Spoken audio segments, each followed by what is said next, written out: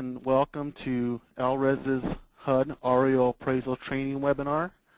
My name is Anthony Zazueta. I recognize a bunch of the names of the appraisers that are here. Many of you have spoken to me in the past. Basically what we're going to do today, we're going to provide some of you just with the refresher of how to complete a HUD REO appraisal.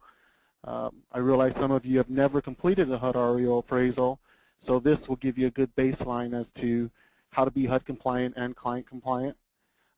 We are going to attempt to minimize the number of correction requests we send out to you by giving you a better understanding of all requirements. And bottom line, we need to increase the productivity to our clients. We have a 5-day turn time now, so essentially we have to give you the order, have you return it within 3 to 4 days, QC it, send it back for any corrections, and get it out to our client in 5 days. And we are aware this is an extremely fast turn time, but that is a requirement, so we are going to try to minimize the number of corrections, and hopefully we can get the report from you correct the first time.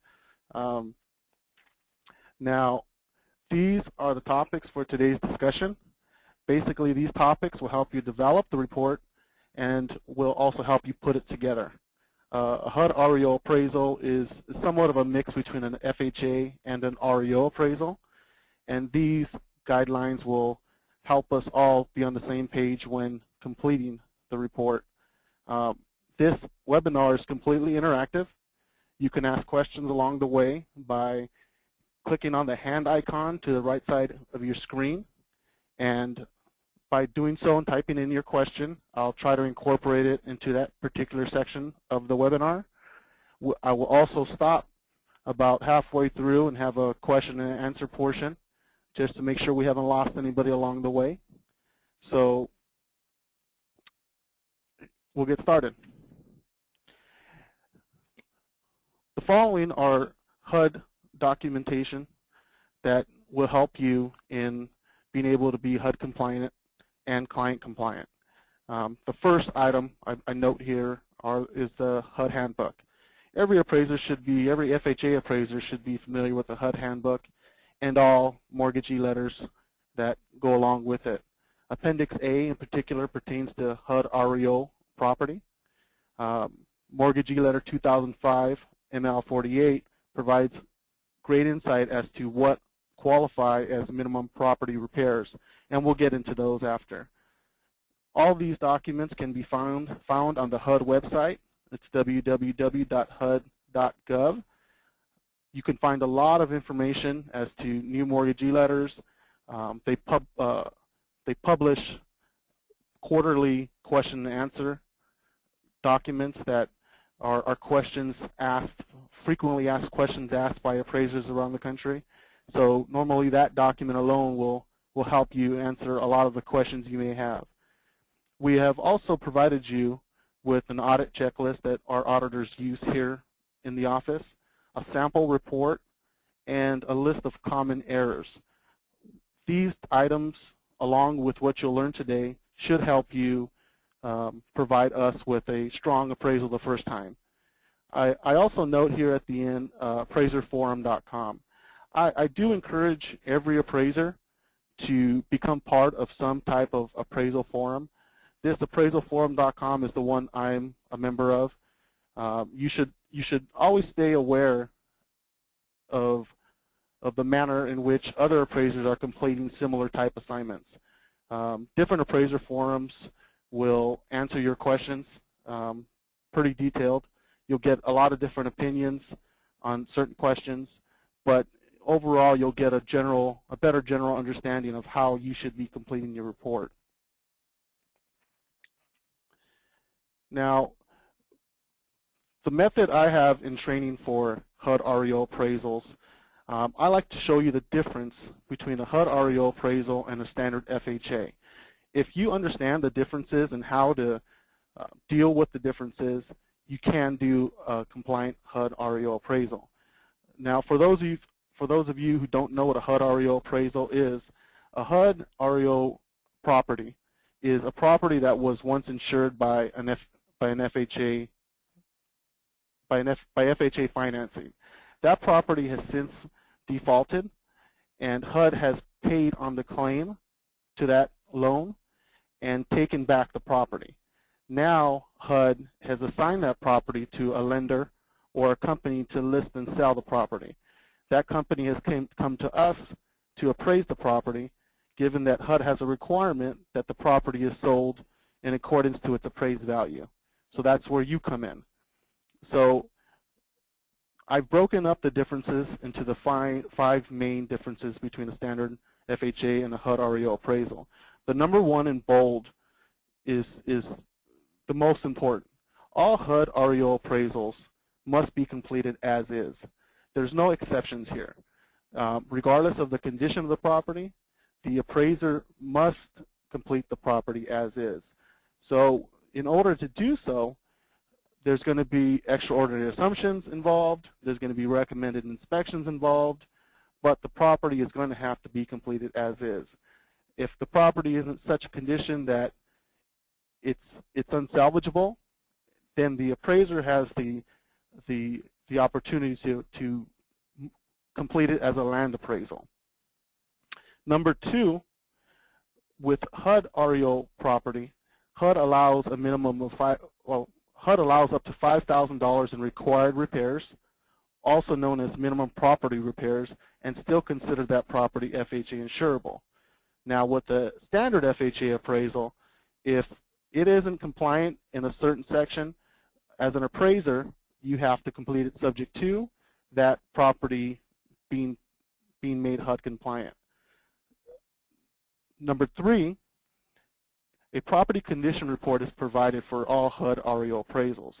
A property condition report is a report completed by a third party to test the functionality of all the mechanical systems. A standard FHA appraisal, if, for instance, the water isn't on or the lights aren't on, the property is automatically placed subject to, and we would have to go out and do a reinspection when those items are turned back on.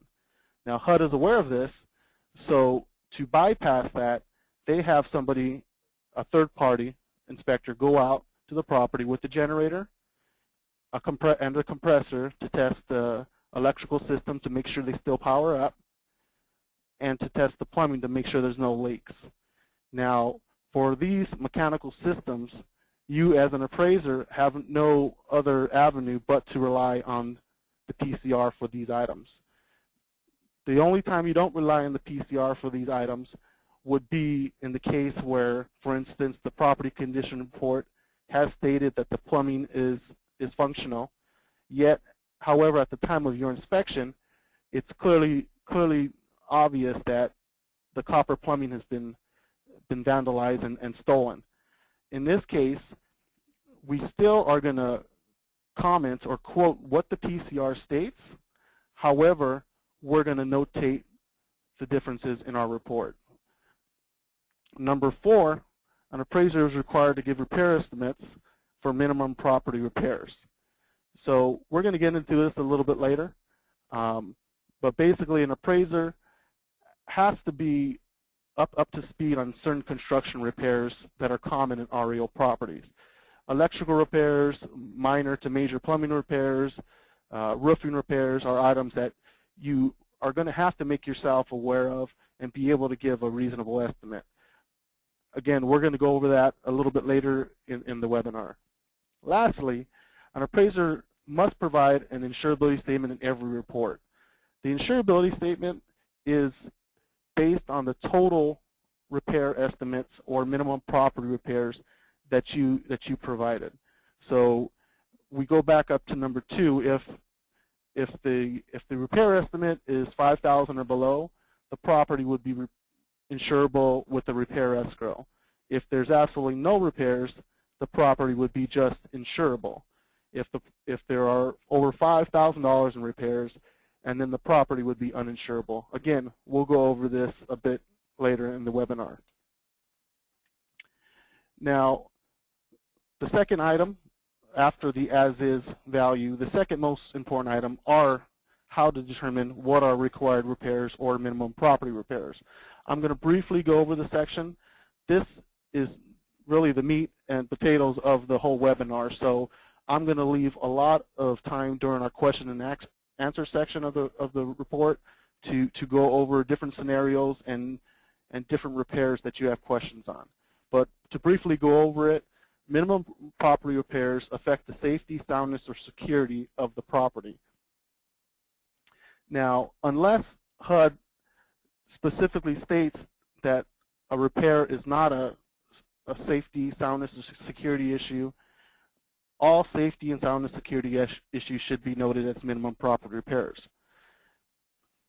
Now, number 2, HUD requires that these repairs be repaired in an economical fashion. Now, what this means, HUD does not care about making this property more valuable. All they care about is making this property compliant. And what I mean by this, if there is flooring damage or flooring missing in certain parts of the home. Now, HUD is not going to want you to give an estimate for ceramic tile or hardwood flooring throughout the property. They want to know inexpensive carpet, vinyl. They want that floor to be compliant, period. Same with the roof. Now, if tile roofing is common in the area, but we all know asphalt is the cheapest way to go in most cases, you should be estimating for asphalt. The appraiser is required to determine repair estimates for any repairs which affect 3 S's. And again, we're going to go over these in a few minutes. Now, these particular items do affect safety, soundness, and security of the property. However, HUD has specified that these items should not be NPR items. Now, even though they do fall within the 3 S's, HUD has taken the responsibility for these items out of the appraiser's hands. These items will likely be fixed. However, HUD is giving the underwriter the responsibility of determining when they are to be fixed. Missing handrails is a major item that we have a lot of discussion on here at the office and with a lot of appraisers. A lot of time a stairway will not have any handrail at all. And it's obviously a huge safety issue. However, HUD has specified that the appraiser is not to call it an NPR, so we don't call it an NPR. Now, that's not to say we don't mention it in the report. We mention all these items in the report. However, what's considered an NPR is only what HUD states as an NPR.